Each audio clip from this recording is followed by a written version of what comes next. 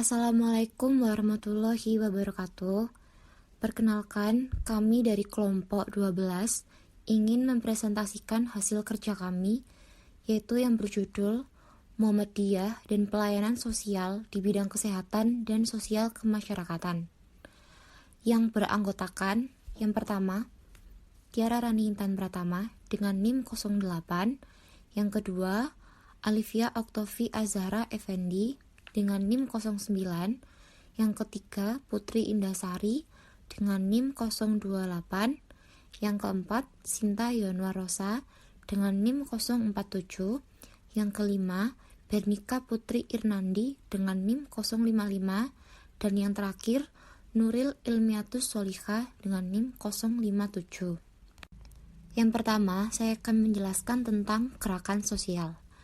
Yang pertama, Mansur Faqih menyatakan bahwa gerakan sosial dapat diartikan sebagai kelompok yang terorganisir secara tidak ketat dalam rangka tujuan sosial, terutama dalam usaha merubah struktur maupun nilai sosial.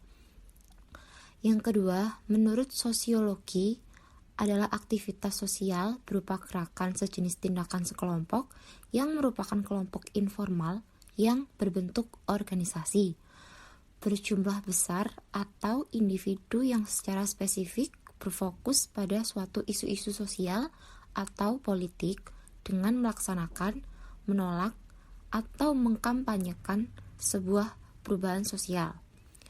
Yang ketiga, menurut Kamus Besar Bahasa Indonesia, gerakan sosial adalah tindakan atau agitasi terencana yang dilakukan oleh suatu kelompok masyarakat yang disertai program terencana dan ditunjuk pada suatu perubahan atau sebagai gerakan perlawanan untuk melestarikan pola-pola dan lembaga masyarakat yang ada.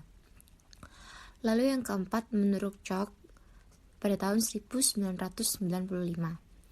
gerakan sosial mencakup beberapa konsep, yaitu berorientasi perubahan, tingkat organisasi, tingkat kontinuitas yang bersifat temporal, dan aksi kolektif di luar lembaga dan di dalam lembaga atau lobi politik.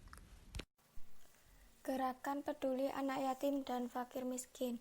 Yang pertama yaitu pendidikan, yang kedua rumah sakit, yang ketiga panti asuhan, dan yang keempat layanan sosial lain. Bentuk dan model gerakan sosial kemanusiaan Muhammadiyah yang pertama yaitu kesehatan, dengan menyalurkan dan pembagian zakat fitrah, pendirian panti asuhan, pendirian balai kesehatan, politeknik, pendamping masyarakat duafa agar bisa hidup mandiri, dan lainnya. Yang kedua yaitu ekonomi.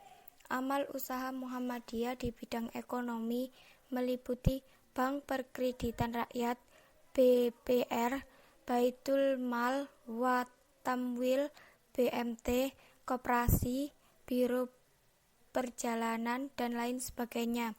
Yang ketiga yaitu pendidikan. Muhammadiyah mendirikan amal usaha seperti sekolah umum modern, madrasah atau pesantren modern, dan perguruan tinggi. Yang keempat yaitu pengkaderan. Peningkatan kualitas pengkaderan, menyelenggarakan Baitul Akram, ajang penambah wawasan, dan Baitul Arqam, sistem pengkaderan Muhammadiyah, dan lain-lain. Gerakan sosial kemanusiaan Muhammadiyah di bidang kesehatan. Dalam amal usaha bidang kesehatan, Muhammadiyah telah dan terus mengembangkan layanan kesehatan masyarakat sebagai bentuk kepedulian. Balai-balai pengobatan seperti Rumah Sakit PKU Muhammadiyah yang pada masa berdirinya Muhammadiyah bernama PKO, kini mulai meningkat baik kuantitas maupun kualitasnya. Berdasarkan situs resmi Muhammadiyah, amal usaha Muhammadiyah dan Aisyah bidang kesehatan pada tahun 2010 sebagai berikut.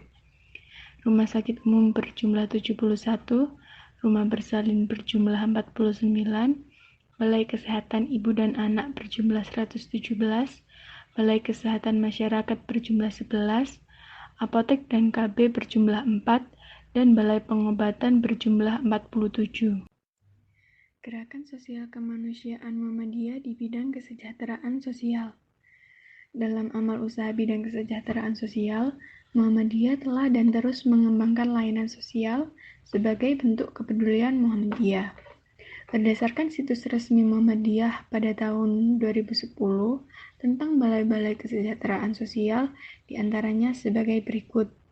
Panti asuhan yatim sebanyak 421, panti jompo sebanyak 9, panti asuhan keluarga sebanyak 78, panti cacat netra sebanyak 1, santunan kematian sebanyak 38, dan BPKM sebanyak 15.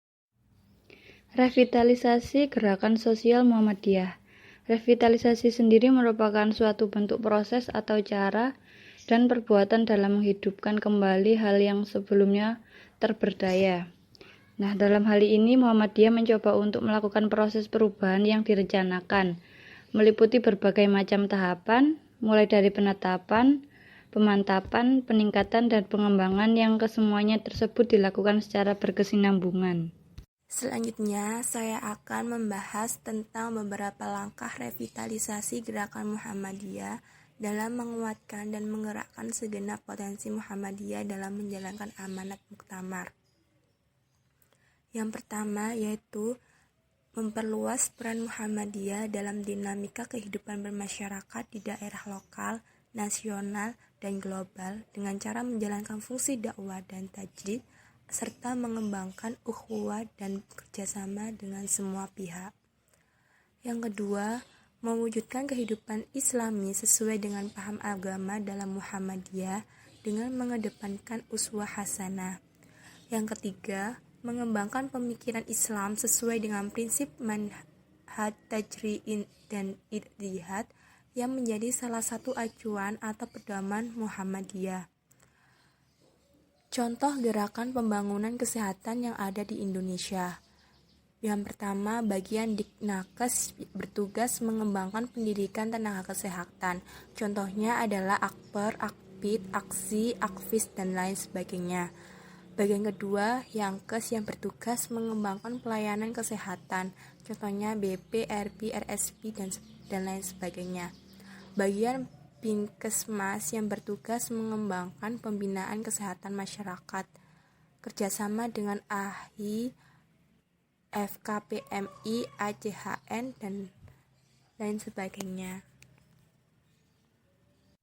Kesimpulannya, Muhammadiyah sebagai gerakan dakwah Islam juga tengah melakukan upaya revitalisasi, sehingga bisa berubah dan berkembang menjadi lebih baik dan lebih maju dari kondisi yang sebelumnya. Muhammadiyah mencoba melakukan revitalisasi di seluruh lini dalam segala bidang, dengan penguatan seluruh aspek gerakan dan menggerakkan segenap potensi Muhammadiyah dalam menjalankan amanat muktamar. Lembaga Kesehatan Muhammadiyah bukanlah hanya sebagai bentuk gerakan sosialisasi saja, namun juga sebagai bentuk dakwah membantu orang-orang yang fakir miskin dan mustad'afin agar menjadi kehidupan dalam hal kesehatan yang lebih baik. Ini seharusnya menjadi kesadaran bagi organisasi Muhammadiyah untuk meneruskan perjuangan yang sudah susah payah ditempuh oleh pendirinya, yaitu Kiai Haji Ahmad Dahlan, dan melanjutkan kembali dakwah serta gerakan amal soleh yang telah dijalankan sebelumnya, agar umat Islam dapat hidup dengan sejahtera, baik, dan aman.